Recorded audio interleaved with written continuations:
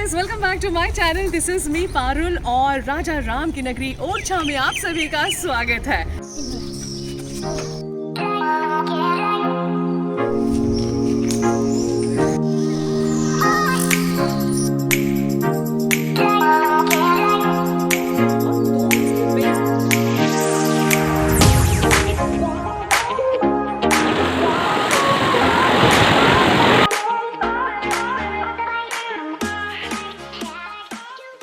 मध्य प्रदेश में ओरछा जो कि बहुत ही ज़्यादा फेमस जगह है और ख़ास तौर पे ये फेमस इसलिए है क्योंकि ये राजा राम की नगरी है। जी हाँ, पूरे विश्व में एकमात्र ऐसी जगह है जहाँ पर भगवान राम एज ए राजा पूजे जाते हैं।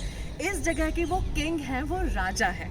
इसकी बड़ी इंटरेस्टिंग कहानी है, वो मैं आपको ज़रूर बताऊंगी। तो भोपाल से चलकर मैं ओरछा तक कैसे आई हूँ, सबसे पहले मैं आपको वो बता देती हूँ कि भोपाल से ट्रेन से झांसी तक आई थी। अब झांसी तक आने के बाद 15 किलोमीटर्स है झांसी से ओरछा, वहाँ तक मैं आ गई हूँ। And this place is awesome क्योंकि इस वक्त मैं फोर्ट में हूँ। ये है राजा का महल जो कि इस तरफ है और इस तरफ है जहांगीर महल, और उसी के एक पोर्शन को बनाया गया है शीश महल होटल, जो कि एमपी टूरिज्म ने इसे कन्वर्ट किया है।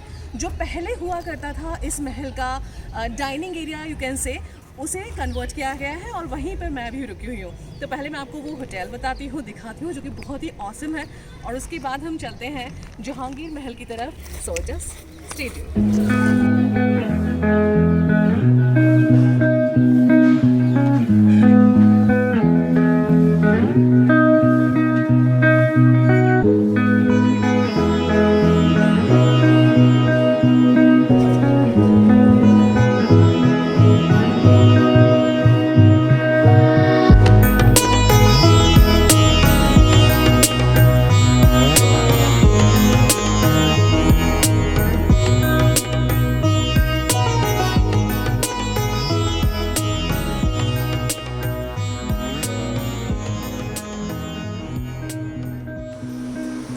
मध्य प्रदेश के बुंदेलखंड में टीकमगढ़ से 80 किलोमीटर बेतवा नदी पर बसा ओरछा एक बहुत ही खूबसूरत जगह है। राजा रुद्र प्रताप सिंह बुंदेला ने 1501 में इसकी स्थापना की थी। और ये राजा का महल जो कि 16वीं शताब्दी में मधुकर शाह बुंदेला ने बनवाया था, एक खूबसूरत शाही आर्किटेक्चर की अनूठी मिसाल। और इसे बनवाने के पीछे भी एक बहुत ही इंटरेस्टिंग कहानी। चूंकि रानी बहुत बड़ी राम भक्त थी, तो राजा ने उनसे कहा, अगर तुम्हारी भक्ति में इतनी ही शक्ति है तो क्यों नहीं तुम श्री प्रभु राम को अपनी ओरछा में आमंत्रित करती हो। तो बस इसी बात पर रानी ने कड़ी तपस्या की। प्रभु श्री राम ने उनकी बात तो सुनी, लेकिन साथ ही 3 शर्तें भी रखी। उनमें सबसे पहली शर्त थी कि जहां सबसे पहले मेरी मूर्ति को स्थापित किया जाएगा ओरछा में, बस वही मेरी हमेशा के लिए जगह बन जाएगी। और चूंकि उन्हें सबसे पहले लाकर रानी के महल में सबसे स्वच्छ स्थान यानी किचन में उनकी मूर्ति को रखा गया, बस वही उनका हमेशा के लिए स्थान बन गया। इसलिए वो महल मंदिर में कन्वर्ट किया गया। और ये राजा का महल कुछ इस तरह बनवाया गया कि सुबह उठते ही सबसे पहले रानी प्रभु श्री राम के दर्शन कर सके। तो इस महल से सीधे वो मंदिर दिखता है और प्रभु श्री राम के दर्शन हो सकते हैं। अभी मैं जहाँ हूँ ये इस महल का दीवाने आम एरिया है। हर महल में दीवाने आम एंड दीवाने खास होता है।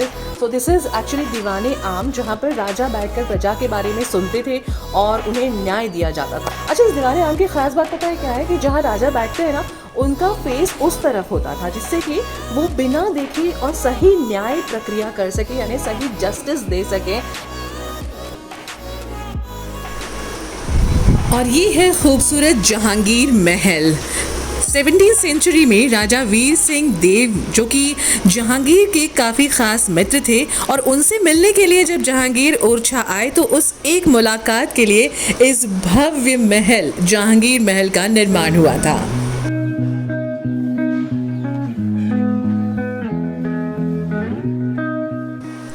ओरछा आने का बेस्ट टाइम है मॉनसून। इसमें इस जगह की खूबसूरती और भी बढ़ जाती है। सो सो फोर्ट का पूरा नज़ारा देखने के बाद, फोर्ट में एंजॉय करने के बाद रूम में वापस आकर थोड़ा आराम करके अभी निकल रहे हम वापस से। मैं जा रही हूँ थोड़ा और ओरछा घूमने के लिए, जिसमें कि है लक्ष्मी नारायण टेम्पल और राजा राम मंदिर। शाम की आरती वहाँ अटेंड करने वाले हैं, बेतवा रिवर का जो बैंक है वहाँ पर जाएंगे और छतरियाँ भी देखने वाले हैं। तो ये सारी चीज़ें अभी मुझे देखना बाकी है। तो चलिए आप भी मेरे साथ जल्दी से चलिए। और इस वक्त मैं हूँ लक्ष्मी मंदिर में। ओरछा का लक्ष्मी मंदिर भी बहुत फेमस है। इसकी बड़ी खूबसूरत खासियत है और वो ये है कि जैसा कि आप देख सकते हैं यहाँ पर पीछे ये मंदिर है और दो इसके विंग्स दिख रहे हैं। ये दो हैं उसके पंख, जो कि है लक्ष्मी जी का वाहन यानी उल्लू। जी हाँ, उस शेप का इसे बनाया गया है। यहाँ से बाहर से तिकोना दिख रहा है, अंदर जाकर ये स्क्वायर है ना। बहुत ही अच्छी खासियत।